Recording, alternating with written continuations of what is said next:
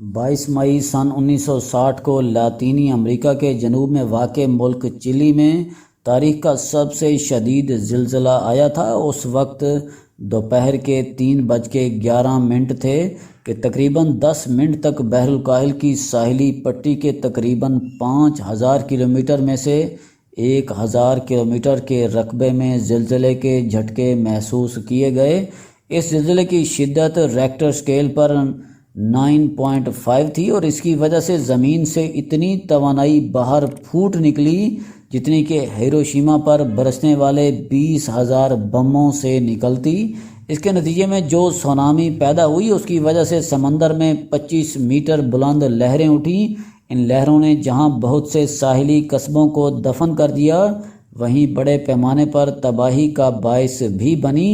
چلی کا جغرافیہ بدل گیا۔ ایسے قصبے بھی تھے جو ڈوب گئے اور ایسے بھی علاقے دیکھے گئے جو کئی میٹر بلند ہو گئے۔ ایک آتش فشاں پھٹا اور کئی دریاؤں نے اپنا رستہ بدل لیا۔ زلزلے کا قہر پوری دنیا میں محسوس کیا گیا۔ زلزلے کی لہروں نے کرۂ ارض کو ہلا کر رکھ دیا۔ جب زمین ہل رہی تھی اسی دوران سمندر میں ایک سونامی پیدا ہو رہا تھا جس نے امریکہ، ہوائی، فلپائن اور جاپان کے مغربی ساحلوں کو بھی اپنی لپیٹ میں لے لیا۔ بہرحال اس تباہی نے سائنس اور آفات سے بچاؤ کے لیے ایک قیمتی اسباق بھی چھوڑے۔ ایک المناک دن۔ والڈیویا شہر کے ساحل سے تقریباً 160 کلومیٹر دور نازاکا کی ٹیکٹونک پلیٹ جنوبی امریکی پلیٹ سے تقریباً 30 میٹر نیچے چلی گئی۔ ایسے معاملے میں جس میں دو متصل پلیٹیں ایک دوسرے پر چڑھ جاتی ہیں، اس صورت کو سڈیکشن زون کے نام سے جانا جاتا ہے۔ دو پلیٹوں کے درمیان ہونے والی رگڑ نے صدیوں کی ذخیرہ شدہ توانائی چھوڑی اور اس کے نتیجے میں والڈیویا اور پورٹو-مونٹ کے درمیانی خطے میں سب سے زیادہ نقصان ہوا۔ زیادہ تر تباہی ساحل کے ساتھ سونامی کی لہروں کی وجہ سے ہوئی۔ پیورٹو ساویدرا جیسے شہر مکمل طور پر تباہ ہو گئے اور کورال جیسے دیگر مقامات پر شدید نقصانات ہوئے۔ والڈیویا میں زمین 2.7 میٹر تک دھنس گئی۔ شہر کے گرد و نواح میں کئی ندیوں نے اپنا راستہ بدل لیا۔ کچھ میدانی علاقے دلدل والے علاقے ہو گئے اور ہزاروں ہیکٹر فصلوں پر مشتمل کھیت اور چراگاہیں ضائع ہو گئیں۔ چلی میں آسٹرل یونیورسٹی کے انسٹی ٹیوٹ آف ارتھ سائنسز کی ایک محقق اور ماہر ارضیات ڈینیل میلنک نے بتایا کہ اس نے زمین کے لینڈسکیپ یعنی قدرتی منظر کو یکسر تبدیل کر کے رکھ دیا۔ میلنک کا کہنا ہے کہ آپ اب بھی والڈیویا کے گرد و نواح میں دریا کے بیچ میں ٹیلی فون کے کھمبے، باڑ کی تاریں اور ڈوبی ہوئی سڑکیں دیکھ سکتے ہیں۔ وقت گزرنے کے ساتھ دلدل کے علاقوں کی تشکیل نے نئے اقسام کے پودوں اور پرندوں کی انواع کو بھی اپنی طرف متوجہ کیا جو اس خطے میں پہلے نہیں دیکھے گئے تھے۔ میلنک بتاتے ہیں کہ ماولن اور چیلوئے میں زمین کا ڈوبنا بھی شفاف معاملہ تھا۔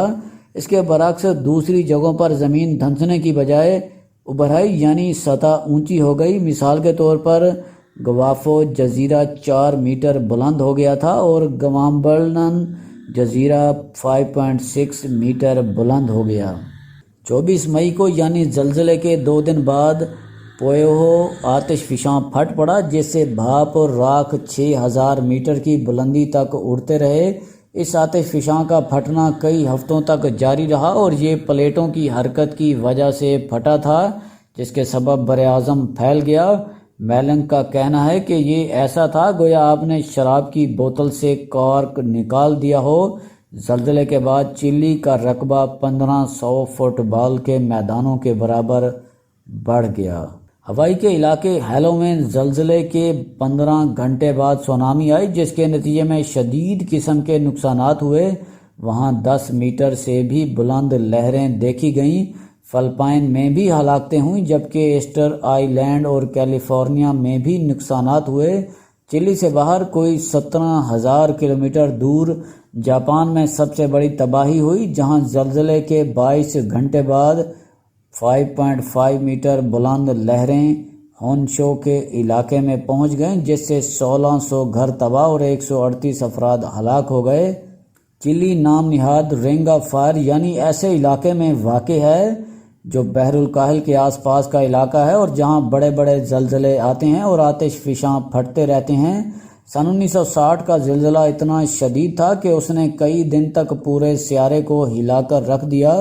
یہ زلزلہ اتنا بڑا تھا کہ اس نے زمین کی گردش کو بھی متاثر کیا اور دن کی رفتار کو کئی ملی سیکنڈ کم کر دیا۔